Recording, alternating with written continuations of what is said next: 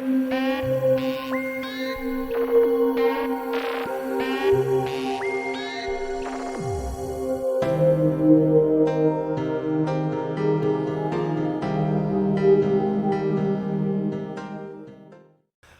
to Beyond Addiction. My name is Adrian Webster.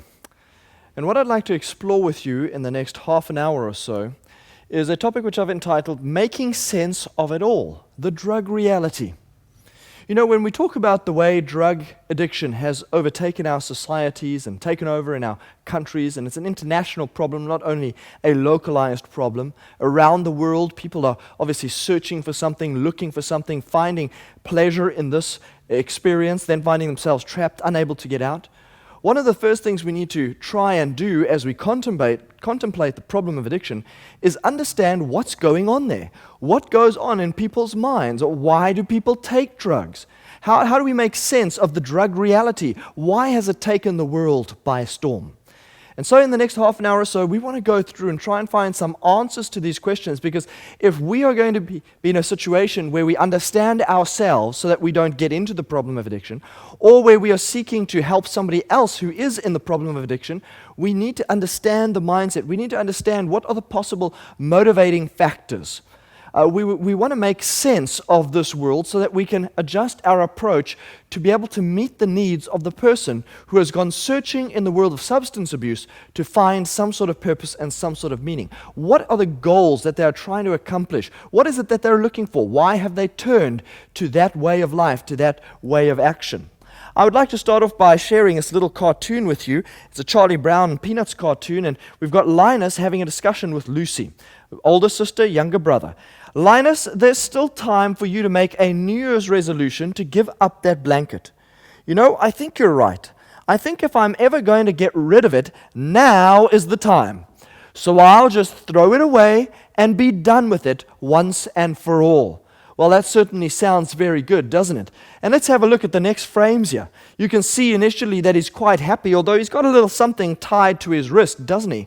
Yes, he's thrown that blanket away, but he hasn't really gotten rid of it. He's got a little safety net, so to speak. He's tied that rope to his wrist. He's quite happy in the next frame. He's becoming a little bit unhappy in the following frame. Eventually, he's getting downright desperate. He begins to reel the blanket in, and he says to his older sister, Lucy, he says, "Never believe anything I say." And he puts his thumb back in his mouth and he holds his blanket close. Isn't that the struggle that a lot of people go through when they're trying to quit the world of drug addiction, substance abuse? We want to get rid of the problem. We throw our substances away. We make a commitment only to find ourselves reeling the problem back in, going back to the old way of life. Indeed, drug addiction is something which takes hold of people, and it can be a real challenge to overcome. As we talk about some of the healing aspects involved in overcoming addiction, we're going to explore that aspect as we go forward. We're not just going to talk about the problem and the neurobiology, the physiology and all that. We want to go beyond the problem, beyond an understanding of the situation, to actually seek a way that we no longer need to reel that little blanket back in. We no longer need to reel that problem of addiction back in and allow it back into our lives. Why do people take drugs? An important question to ask if we're going to be able to help people overcome the problem of drug addiction. Well, on one level, some people get into it just because they're looking for something to do. They're bored with life. They're starting to look for something fun to do, some sort of pleasure, some sort of recreation. You know, our current societies around the world really are not helping with this. Why? In bygone years, in bygone ages, everybody had to pull their weight. You know, it was agricultural, agrarian type society. If you didn't plant the seed, if you didn't water it, if you didn't nurture it, you weren't going to eat at harvest time. So the family and society was involved in making a living. Unlike any other age before us, more so than any other age before us, we live in a time where people have a lot of free time on their hands. We have soft skills. In other words, we are accountants and we are IT professionals, and we live and work these nice jobs from 8 till 5 during the day. After that, we're off. We have no more obligations. We get our salary at the end of the month. We have free time on our hands. We have extra money on our hands. We're not just kept busy with making a living and trying to survive through the next winter, through the next summer, like in ages gone by. And so with this extra free time on our hands, this extra money on our hands, we go looking for ways to fill our time, to fill our lives. And unfortunately, drug addiction and parties and the high life, so to speak, are one of those things which people get involved in. They're bored, they're looking for a little bit of fun, a little bit of adventure, and a little bit of pleasure, and the drug world seems to offer that to them. Then there's, of course, the aspect of peer pressure, especially applicable to our young people. But hey, let's face it, peer pressure is not only something that happens at school, it happens in the workplace with our colleagues and the like. Peer pressure is that experience whereby if you don't go along with what the cool guys are doing or what the cool girls are doing, you're not going to be in that circle. You're going to be the reject. You're going to be on the outside. You're going to be on the outcast of the social arena at school. No one wants that. We all want to be loved. We all want to be accepted. We all want to be a part of the group. And so we may set aside our moral objections. We may set aside our conscious awareness of how this thing's going to hurt us, how it's not going to bring us the reward that it promises, because the desire is stronger to find acceptance and friendship with the circle of friends who are doing these things and engaging in these activities. After all, it seems like they're okay. It doesn't seem like they're suffering the ill effects or the side effects. Isn't it amazing how we usually are influenced by those who are not yet experiencing the negative side of the negative behaviors? We see them in the advertising campaign phase, if you like, the phase where everything is bright and glitzy and glamorous and it all looks like it's working for them, and so we are drawn in by this apparent success, and we realize too late that it wasn't working for them and it's not going to work for us. Peer pressure. Another reason why people take drugs, of course, is curiosity. You know, one of the risks when I do a presentation series like this, and I'm very much aware of it, sometimes I do them in churches, sometimes I do them in schools, sometimes people are watching the DVDs or watching it on satellite television or whatever the case may be. There's always going to be some bright spark in the crowd who gets the opposite message of what I'm trying to convey, who looks at what I'm describing and says, I wonder if it's really like that. I wonder, let me go and try and see if it's really like that. There's always going to be someone who, out of curiosity, is it really as bad as they say, will go and end up trying it themselves just to see. And unfortunately, they suffer the consequences that we're trying, actually through presentations like this, trying to warn people against. So please don't be one of those bright sparks. Don't go out there and try and be curious about it. Look at the research, look at the solid scientific information that has been shared and will still be shared, and realize you don't need to go out there out of curiosity and try it for yourself. Others have fallen in the pit before you. Why go and do the same thing? They say that a clever person learns from their mistakes. Well, an even brighter person learns from other people's mistakes. They don't feel like they have to reinvent the mistake wheel for their own life and for their own experience to be able to know that it's not for them. Another reason why people take drugs sometimes is purely because they're bored. This would tie in with the fun and the pleasure idea. You know, this idea that we just have too much time on our hands. I have to fill my time with something. You know, there's this saying in English that goes, idle hands are the devil's workshop. When we're not kept busy with something useful, some sort of useful employ, we will begin to get up to mischief. If you've ever had children in your household who are bored, you will know exactly what I'm talking about. Another reason people take drugs is as a form of escape, trying to get out of the difficult life circumstances that they are facing. Try and create a little alternate reality, even although it's not real, even although it's only there for a few hours or for a few minutes even. Just an escape from the harsh realities of a broken world, of broken families and broken societies. We try and do drugs in avoidance behavior, home difficulties, to get away from them, stress relief, overwork, trying to find a way to cope with life, coping mechanisms. Indeed, there are many different subsections under why people would take drugs as a form of escape. Perhaps that's part of your experience. We are just trying to find a way to be in a place of peace for a while. Well, as we go through the solution to addiction, we'll find out that there is indeed a place of peace. There is a place of spiritual peace and a place of spiritual contentment and fulfillment, where the powers of addiction lose their hold over us because our life has been made content and complete. And where is that solution? It's a spiritual solution found in the person of Jesus Christ. Another reason that people take drugs, and I think this was probably my main reason, is a search for meaning. We wake up in the morning, we go through the same routine every day, we wonder, why do we do it? Why do we keep doing this? Why is life so filled with suffering? Why is there pain? Why does good thing happen to bad people and bad things happen to good people? Why is life the way it is? And is there meaning out there? What's the point of my existence? Why am I here on this planet? Important questions which the human mind needs answers to. I believe the best answers are found in the scriptures, by the way, but there was a time in my experience where I didn't believe that, and so I had to find these answers for myself, and I went around trying all sorts of different things to satisfy the cravings of the heart, to satisfy the deep-seated, implanted at creation needs that humanity has. I wanted to know that my life had meaning. There was some reason to go through the suffering. There was some reason to keep getting up in the morning, to keep trying again.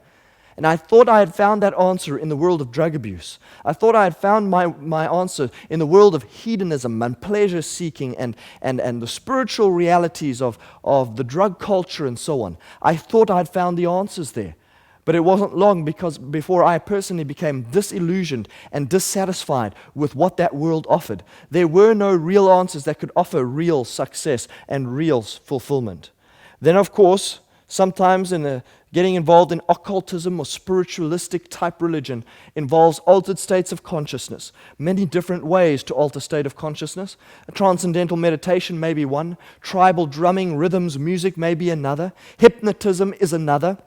And of course, in a Western society where we like to have our pills to solve all the problems of life, it's far easier to chemically induce altered state of consciousness by taking some sort of pill or some sort of chemical, ingesting it, and throwing the mind open to that state of suggestibility, which invites the spirit world in, so to speak. So in certain circles, yes, even altered states of consciousness may be the great goal. Drugs may simply be the vehicle or the mechanism to accomplish that, to tap into the spirit world. But before you rush out and try drugs, before your son or your daughter rushes out and try drugs, talk to them about the following things. Consider the following items here. What about the possibility of disease? What about the fact that it's not going to deliver, longevity and health and happiness? I just love these adverts that were put together by the Montana Meth Project, and it describes it so aptly. It says, "My friends and I share everything. Now we share hepatitis and HIV. We shared the drugs, we shared the parties, we shared the bright lights, we shared the highs together. And now as a result of the choices that we've made, we share HIV and hepatitis as well." You see, the drug world is not a hygienic world. The drug world poses serious risks to your health. If it's not lung cancer or emphysema through smoking or paranoia, psychosis through too much caffeine or amphetamine or cocaine, if it's not the risk of overdose, what about the risk of sharing needles and hepatitis and HIV and the wrong kinds of sexual relationships that take place between many parties while under the influence of these drugs? Have you thought about the fact that while it's glitzy and glamoury on the surface and it looks inviting, there could be serious health risks that there may be no cure for? It may cut your life short prematurely. Think about this. What about self-worth? My girlfriend would do anything for me, so I made her sell her body. Why does that happen? Boyfriends become their girlfriends' pimps because that's a quick way to earn a few bucks. It costs the woman her dignity. It costs her her self-worth. But that doesn't matter as long as we can get high together. Now, that may be an extreme example on the screen there. But listen, what about your self-worth? You think you get involved in this thing, you're going to have friends, you're going to be worth something, you're going to make a name for yourself, and in the end, all you end up with is a lifetime of guilt. You end up with brokenness. You end up with emptiness. It doesn't satisfy the cravings of the human soul. And with every downward step in morality, you learn to loathe yourself more and more. It's not going to help you to feel better about yourself. It may seem like an escape route in the beginning, but it will break you and it will contribute to you losing your sense of self-worth. Think about this. What about the possibility of punishment? No one thinks they'll spend a romantic evening here, but of course, drugs will change that. You see, what you need to realize is that that's a picture of a prison cell. And a romantic evening in a prison cell. You can use your imagination. You, of course, know that you either have male prisons or female prisons. So if you're in a male prison with other males and you're talking about a romantic evening, Well, I'm not going to explain that to you. You can figure it out for yourself. What about the risk of punishment? Is it worth throwing your life away? Of course you think you won't get caught. Of course you think you're too clever. You'll evade the law. You'll stay out of trouble. But hey, everybody that ended up in jail thought that they were too clever as well. No one decided, I'm going to do this so that I can go to jail. No one wants to go to jail. We all think we're the ones that are too clever to get caught, but they always end up being caught. Are you willing to throw your life away for the possibility, for the illusion of a few short moments of pleasure and hedonism? It's not worth it, friend. Think about this. What about the possibility of the ultimate sacrifice, death? No one ever thinks they'll wake up here, the picture of an emergency room setting. But drugs will change that. Or maybe it won't change that. Maybe you'll end up there, but you will never wake up. You see, it's just not worth the risk. It's not all the pleasures that God has put together under this rainbow world that He's given us, this world of beauty and of adventure, with all the things that He's given us, with all the pleasures that come from Him. There is no regret, and there are no risks, friends.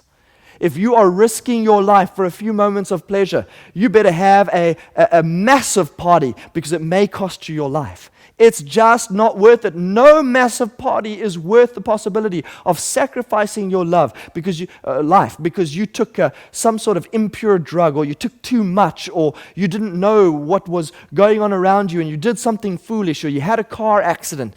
It's not worth it, friend. The price is too high for that kind of pleasure.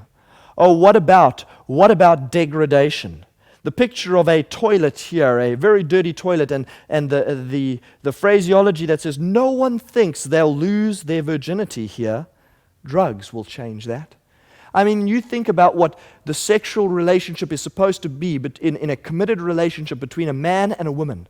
You think of the beauty and of what that sexual act symbolizes, the highest physical form of human love. It's supposed to be the culmination of a heart experience between those two people. It's not just there for physical gratification. It's a symbol of love. It's sharing the most intimate experience together with the one whom you trust implicitly and who trusts you implicitly.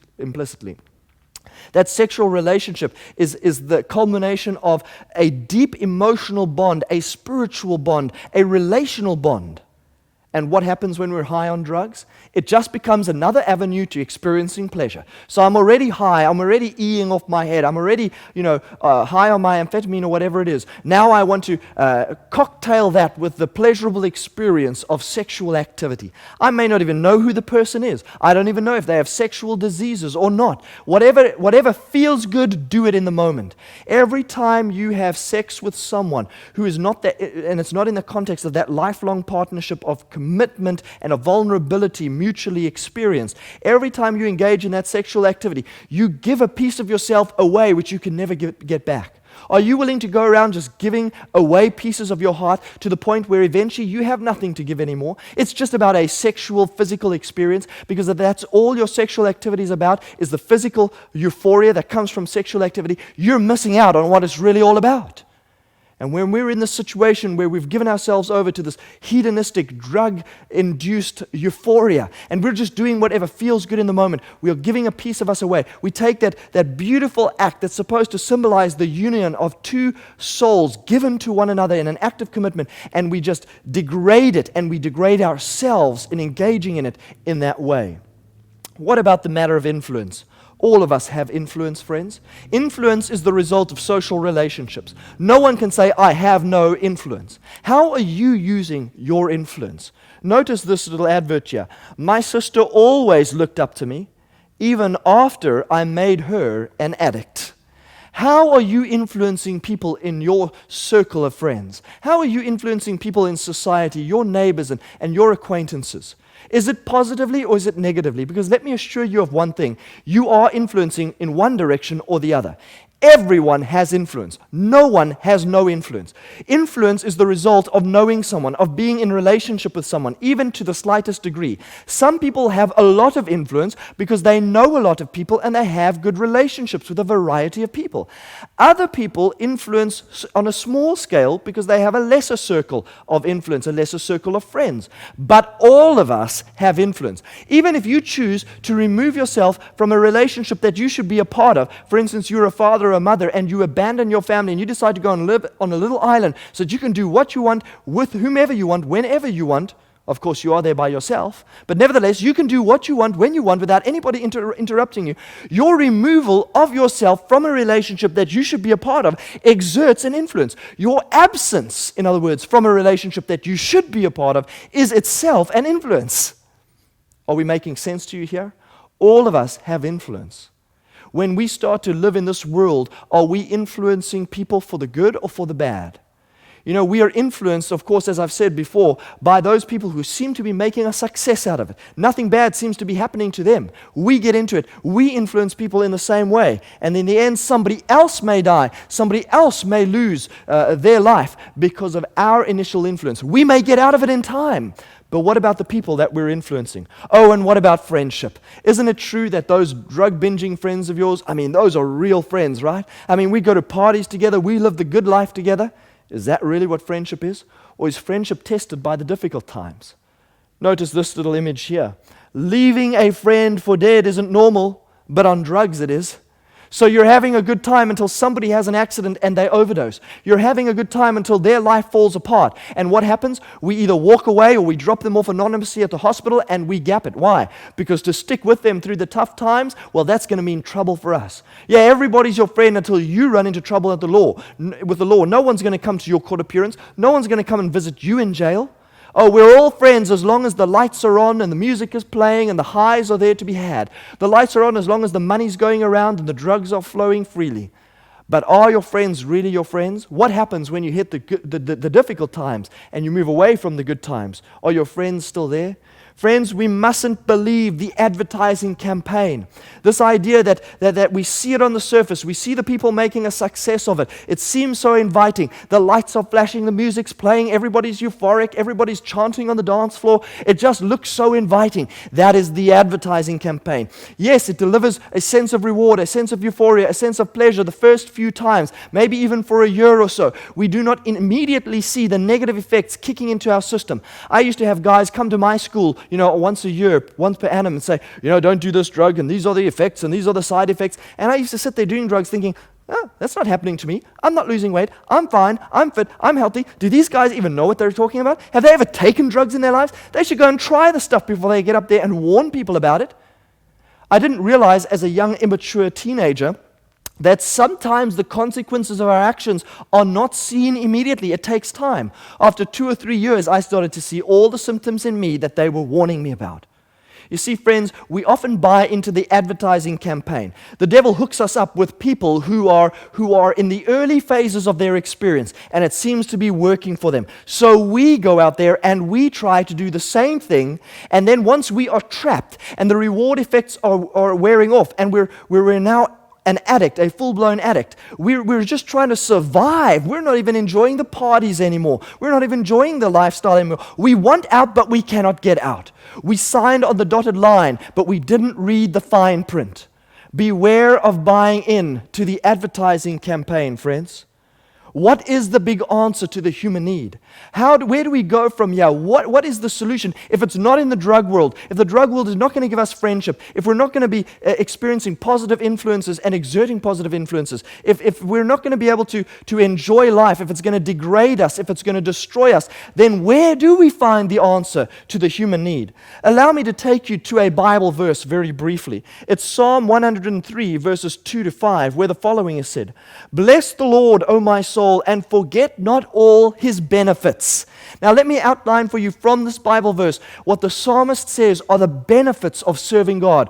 What are the benefits of turning your life over to Him? What can you expect to gain from that? The drug world promises you one thing, but it doesn't deliver. What is the alternative if I were to consider the possibility of giving my life to the Lord? What does He offer me? What does He say to invite me? He says, Yeah, bless the Lord, O my soul, forget not all his benefits, who forgives all your iniquities, who rolls back the burden of your life, removes the sense of condemnation, the sense of worthlessness. He forgives you of your sins, who heals you of all your diseases, of your addictions and of your struggles, of your sinful tendencies. He promises you power. He promises you freedom and liberation from your sense of self-condemnation and sense of worthlessness. He offers you power for a new life, who redeems your life from destruction. You are destroying your life through the choices you're making, but you give that broken life to him, and he promises that he will take a bad situation and bring something good out of it. It's never too late to turn your life over to him, and he will make a success out of it, even if you have made a hash out of it, or with every decision that you've ever made. Who crowns your life with loving kindness and tender mercies. In other words, that's the idea of relationship. He's not an impersonal God, far off, far removed from your life and from your situation. He wants to come into your life, put his arms around you through the promises of his word. He wants to draw close to you. He wants you to know his loving kindness, to know his mercies, his tender mercies. He's interested in you. He's interested not only in the times of prosperity and in the times of greatness and in the times where you're making a success out of your life. He wants to be with you through the thick and through the thin. He wants to be there with you even when you need tender mercies, when you have failed, where you are struggling, when you need some loving kindness because it feels like everybody has abandoned you. He's offering you that kind of relationship with himself, who satisfies your mouth with good things so that your youth is renewed like the eagles. Is there hope for the person who's sunken down into the depths of drug addiction, who's lost their will to live, who's lost the innocence of their life experience, who's lost the energy that there was in life, the sparkle in the eyes? The promise is when you come to the Lord, one of the benefits of surrendering your life to him is that there is hope beyond addiction. He will turn your life around. He will put that bounce in your step again, the sparkle in your eye. He will renew your youth like the eagles. You will soar up there in the clouds once more. You may have sunk to the depths. You may have sunk to the bottom of the ocean, but he will pick you up and he will give you wings. He will restore what you have sold yourself out for a few brief moments of pleasure which does not satisfy. The bottom line, friends, is that in God alone we will find true and lasting satisfaction. Notice this amazing passage here from the book Education where it says, that we were created to find in God our highest joy, and as such humanity can find in nothing else that which can quiet the cravings of the heart and can satisfy the hunger and the thirst of the soul. You see, it's part of our design plan to be in relationship with him, and he offers you all the benefits of contentment and fulfillment if you will turn your life over to him. He is the one who will break the power of addiction and the power of slavery in your life. He will turn your life around and give you victory where you have only ever known failure. You will only find the quietness of heart, the peacefulness of spirit when you finally meet the fulfillment of why God created you, for fellowship with himself. You can find in nothing else that which will quiet the cravings of the heart, that which will quench the thirst of the soul. Come to him and drink from the water of life. Come to him and eat the bread of heaven. Come to him and let him fill you with contentment and peace and joy. In him alone will you find success in life. You're not going to find it in the drug world. You're not going to find it through your own methodologies. Submit to him and he will restore you. May God bless you as you seek this experience, and allow me to share a word of prayer with you. Heavenly Father, will you take the viewer in your hand? Will you take them and will you comfort them? Will you satisfy the cravings of their heart? Will you satisfy that thirst with the water of life that will never let them thirst again? Will you satisfy the hunger of their soul? Draw them into a relationship with you. Strengthen them, encourage them, and grant to them the benefits that we have seen promised in the book of Psalms there. The benefits of serving you. The benefits that we sought to gain from the things of the world but which cannot satisfy. Break the power of the world's infatuation in our lives. Help us to see through the advertising campaign and to realize that the fine print means that we will not have long-term success. We will not really receive what the advertising campaign offers, but that you are the one who will give us the desires of our heart. For we pray this in Jesus' name. Amen.